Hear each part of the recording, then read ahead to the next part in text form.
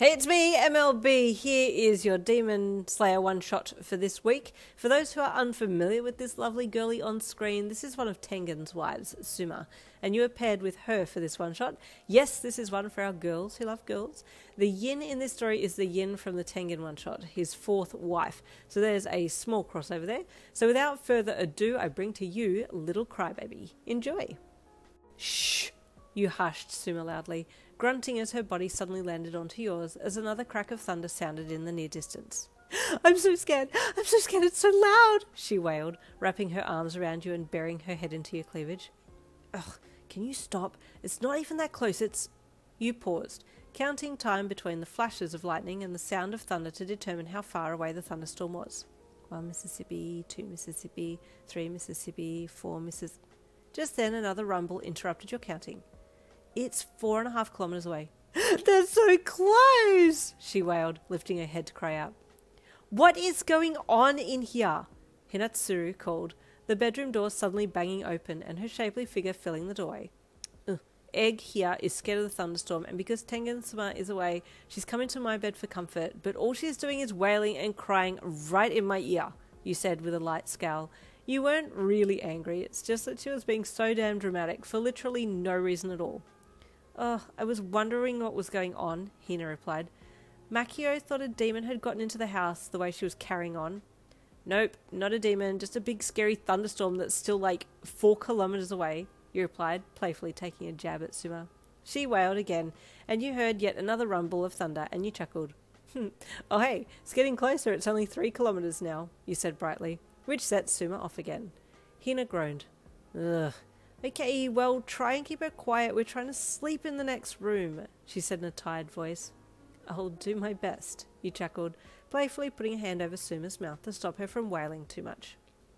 Hina closed the door and you turned to Suma, speaking to her with your hands still over her mouth. Hey, you said in fake seriousness, be quiet or I'll never kiss you again. This shut Suma right up. She wasn't expecting such a threat. See, you and Suma were both bi, as far as you knew anyway. You were pretty sure the other two of Tengen's wives weren't batting for both teams, but you and Suma had kept it pretty quiet anyway. Tengen had picked up on your attraction to Suma pretty early on in the piece and had called you both into his room to sort some things out between the sheets. That had been a very fun afternoon, and since then he had given you permission to sleep with her and you two could indulge in whatever carnal activities you two wanted to partake in, irrespective of if he was present or not, so there was nothing holding you back from living your best bi life. You weren't sure if the other wives knew about you and Suma being closer than just co-wives, but they had never said anything, and you and her had kept it very low-key when you were all in bed together with Tengen.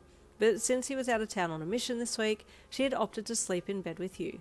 Most nights had been wonderful, but tonight she had turned into the biggest baby in need of some cuddles from Mama.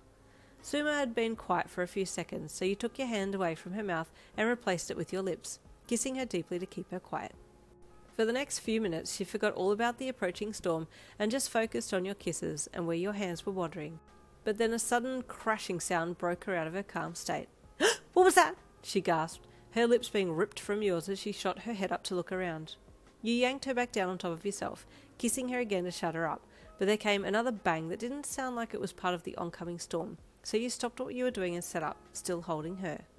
What is it? What is it? She gasped, realising that her fears were probably correct since you were now sitting up and listening to... I'm going to go see what that sound was, you said softly, helping to move her off you so you could get off the bed. Wait, don't leave me, she wailed softly, grabbing onto the corner of your dressing gown. I'll be back in a second, don't worry, you said, just keep the bed warm for me. And with that you got off the bed and walked to the bedroom door and then out down the hall.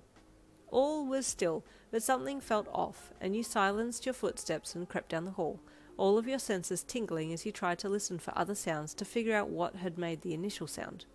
You didn't hear anything else, but that didn't stop you from being cautious as you approached the front door and slowly pulled it open.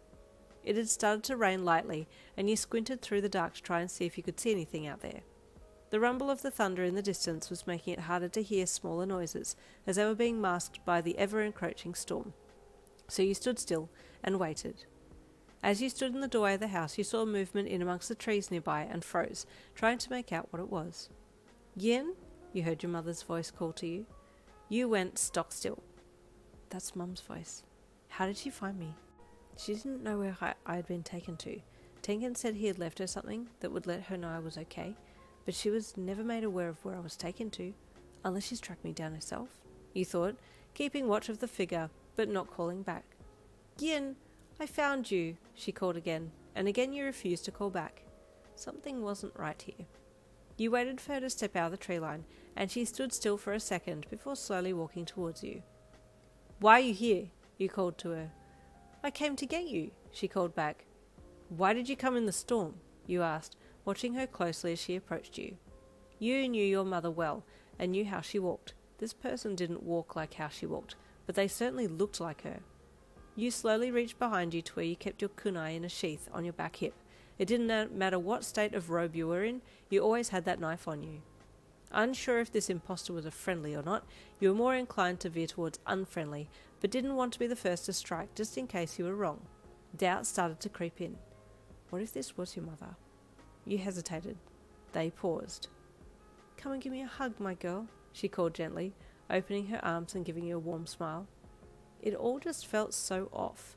Her standing there in the rain, the lightning lighting up behind her like an electric backdrop. You would have thought that she would have insisted on coming up onto the front deck of the house first before asking for a hug. Your hand clenched around the knife harder and drew it from its protective sheathing. Be careful, Yin, a voice behind you said, and you felt the presence of Suma there. I know, you said softly. This isn't my mother. I'm thinking it's a shapeshifter. A demon? Suma gasped, cried. Yeah, so go back to bed. I got work to do, you said lowly. You heard her start crying softly behind you, and then she turned and ran, and you jumped from the doorway, raising your arm up above your head, with the kunai in hand, ready to slash it down to your mother, who was standing there with open arms. But, as you suspected, your knife as it came down sliced thin air, and your mother figure was no longer in front of you.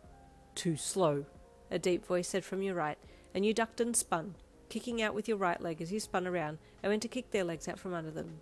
A brawl broke out then, your mother's apparition melting away as the demon revealed their true self to you, and you took them head on. You'd cut your own mother, the demon scolded. I knew she was not here, you replied, as you flicked the knife in reverse to use it to stab the demon, but they dodged your attack and went to gouge your arm with their long, sharp nails, which you barely dodged. Another lightning strike discharged from quite close, and you glanced up at the sky.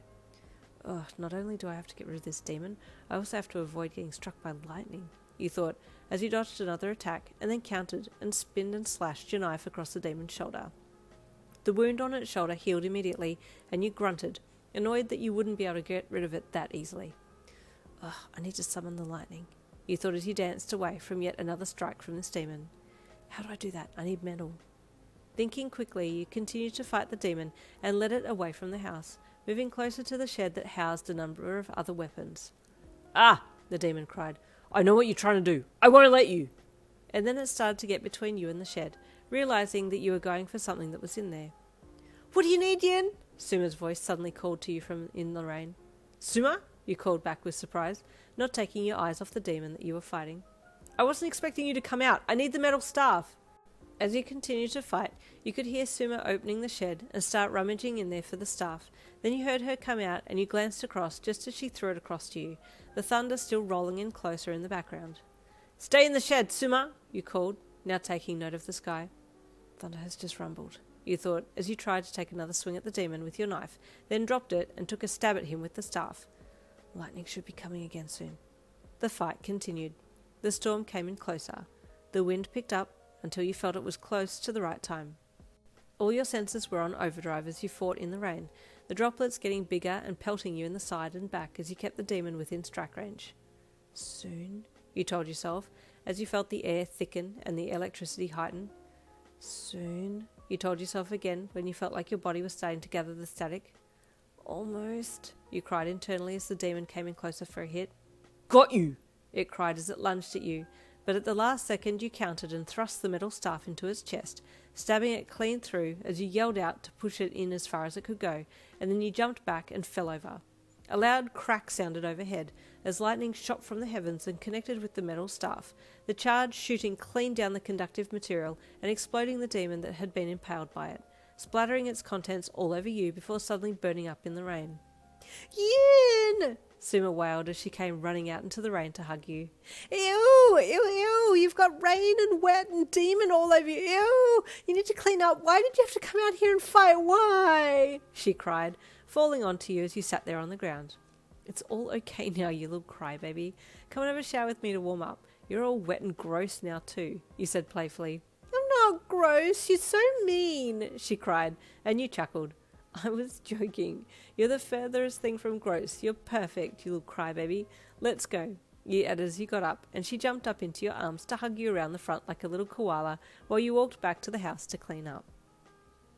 And there ends the Suma one-shot. Stay tuned for another Demon Slayer one-shot coming next week. I'll see you then.